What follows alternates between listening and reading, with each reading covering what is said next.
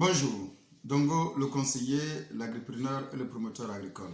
Ici, on parle de techniques de culture qui vous permettent effectivement de rentabiliser et de réussir vos différents projets agricoles. Ici, on parle d'agrobusiness, bien évidemment. Bien, nous allons continuer notre formation sur les solanacées. Alors, on va faire un résumé de ce qu'on avait dit sur la pépinière la fois dernière et on va maintenant passer à autre chose. Parlons du semis. Alors, le semis. Cette étape de la culture est constituée par un ensemble d'opérations dont la liste va suivre.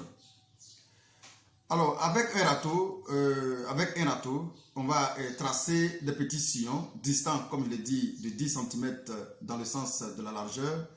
Et les 10 sillons par mètre carré sur la planche, bien évidemment. Alors, on va semer en poquet 20 jours après la désinfection de la planche. La désinfection de la planche, elle se fait avec le nématocide, les insecticides, les fongicides. On peut dire, voilà, en fonction de ce que vous avez dans vos différents pays. Voilà. On va aussi recouvrir les semences légèrement. Une fois que vous avez fini de mettre les poquets, vous allez le recouvrir légèrement avec un terreau. Un terreau très très fin ou encore de la cendre, bien évidemment, sans tasser. Ne tassez pas lorsque vous mettez votre graine. Ou même, de préférence, ne même pas couvrir carrément. Moi, je ne ferme pas, personnellement, je ne ferme pas. Mais seulement ce qu'il faut faire après avoir fini de désinfecter, on peut soit fermer avec de la paille, des pailles sèches, soit on peut aussi fermer avec de polyéthylène blanc. Là, le noir n'existe pas. Une fois que vous avez fini de mettre les graines, vous n'utiliserez plus le noir. Le noir, c'est pour juste désinfecter et le blanc, c'est pour favoriser la germination. Donc, vous pouvez utiliser le polyéthylène blanc pour pouvoir effectivement favoriser la germination. Bien. Moi, par exemple, le constat que j'effectue lorsque je ne ferme pas, je constate qu'il y a un bon taux de germination qui est très élevé lorsque je n'ai pas fermé. Mais par contre, lorsque je tasse, je sens d'abord le temps que ça met avant de sortir.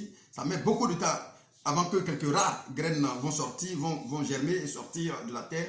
Et quand je tasse, c'est encore grave. J'ai fait 3 cas. J'ai fait un cas où j'ai tassé. Ça a mis beaucoup de temps avant de sortir et le taux de germination a été très faible. J'ai mis un autre cas où j'ai mis de sable dessus, je n'ai pas tassé.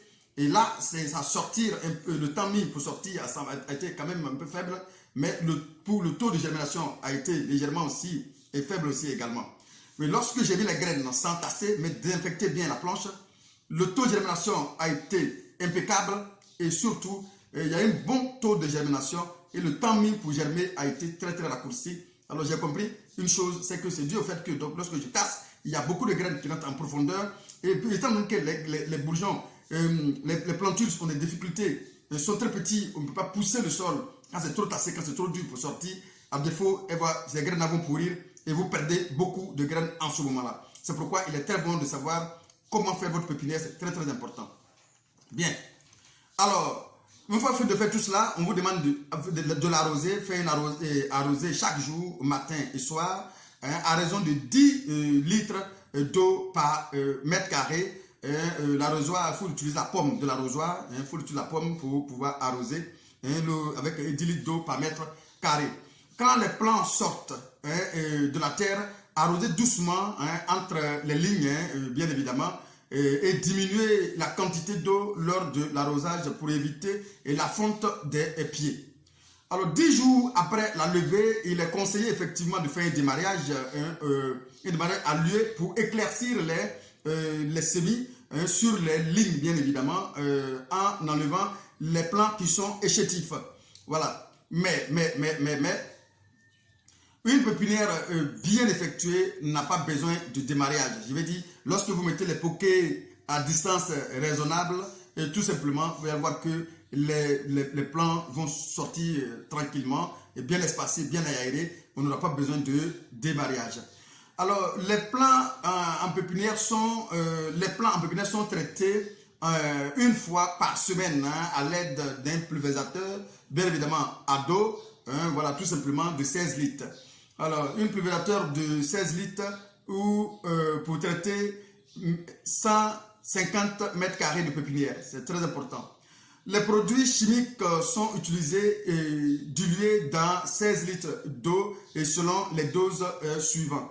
20 ml de fongicide, 20 ml d'insecticide, 20 ml d'engrais foliaire et le tout dans une pulvérisation de 16 litres et faire un traitement foliaire bien évidemment. Voilà. On va maintenant parler du suivi technique et d'entretien de la pépinière. Alors, il faut savoir que avant la germination, il faut arroser, je dis 2 arrosages par jour, bien évidemment, matin et soir, de 6 heures jusqu'à 7 heures, on peut arroser. Le soir, de 16 heures jusqu'à 17 heures, 18 heures, on peut arroser. 2 jours après la germination, bien sûr, 2 jours après la germination, il faut enlever les pailles que vous avez mis dessus, bien évidemment, et faire une ombrière de 50 cm de hauteur avec les pailles, bien sûr, qu'on vient d'enlever. Il faut faire attention à l'arrosage, à ne pas inonder d'eau en ce moment-là, parce que là, vous courez le risque d'avoir des fonds de pied, qu'on appelle encore fonds de semis. Vous courez ce risque-là, faites attention. Alors, 8 jours après la germination, il faut faire les premiers traitements phyto et sanitaires composés, comme il le dit, de 20 ml de produits fongiques, de 20 ml d'insecticides, de 20 ml d'engrais foliaire, et le tout dans un pulvérisateur de 16 litres que vous allez prendre pour traiter votre pépinière. Et le 16 litres doit pulvériser 150 mètres carrés de pépinière. Il faut faire aussi un traitement chaque semaine, s'il le faut, chaque 2 semaines, ça dépend de votre lecture, chaque 2 semaines en alternant bien évidemment les produits. Voilà. Il faudra d'abord éviter surtout les herbes dans votre pépinière. Il faut éviter les herbes dans votre pépinière, c'est très important. 1 semaine après la mise en place de l'ombrière, il faut enlever progressivement les pailles pour laisser le soleil toucher les plantules. Et surtout, moi-même, je ne le fais pas, l'ombrière, je ne le fais pas. Je demande de ne pas le faire. Pour ne pas que mes plants filent en hauteur, je ne fais pas d'ombrière. Je laisse carrément et puis j'arrose convenablement. Mais je vais voir que les plants sortent de manière robuste. Mais pour les débutants, il faut faire l'ombrière pour éviter de perdre votre semis. Parce que ça coûte très cher aussi également. Alors, une fois la planche, je dirais, couverte de feuilles et de la pépinière, il faut l'arroser, je vous dis, il faut l'arroser chaque 2 jours parce que c'est déjà fermé, il y a toujours de l'humidité en bas, il faut l'arroser chaque 2 jours. Lorsque vous faites votre ombrière, il faut l'arroser chaque 2 jours pour laisser le temps à l'eau que vous avez versée, laisser le temps à la plante de l'assimiler d'abord avant d'ajouter une autre quantité d'eau. Il faut faire aussi le démarrage. Si vous sentez qu'il y a trop de plantes sur la planche, on peut faire ce qu'on appelle le démarrage. C'est très important. Maintenant, on peut aussi, au cas où on sent une croissance ralentie de notre pépinière, on peut procéder à ce qu'on appelle la fertilisation de la pépinière. Si vous le sentez, si besoin se fait sentir. Le besoin se fait sentir lorsque on se rapproche du temps qu'il faut pour repiquer. Par exemple, on se dit on doit repiquer dans 21 jours et qu'on est plus près de 21 jours. On ne voit pas l'évolution, on ne sent pas l'évolution de nos plants. En ce moment-là, il faut pouvoir essayer de fertiliser pour booster la croissance tout simplement de votre plante. C'est très important. Vous pouvez le faire en apportant du MPK 10 et 18, 18, du MPK 12, 22, 22 à raison de 5 grammes par mètre carré entre les sillons. Entre les sillons. C'est très important de souligner pour ne pas que ça touche les plants et ça va fondre aussi votre plant. Si vous ne savez pas le faire, il faut faire attention, ça va fondre aussi vos plantules. Voilà, voici ce que nous pouvons dire sur cette partie et nous allons arrêter là pour la suite de la formation.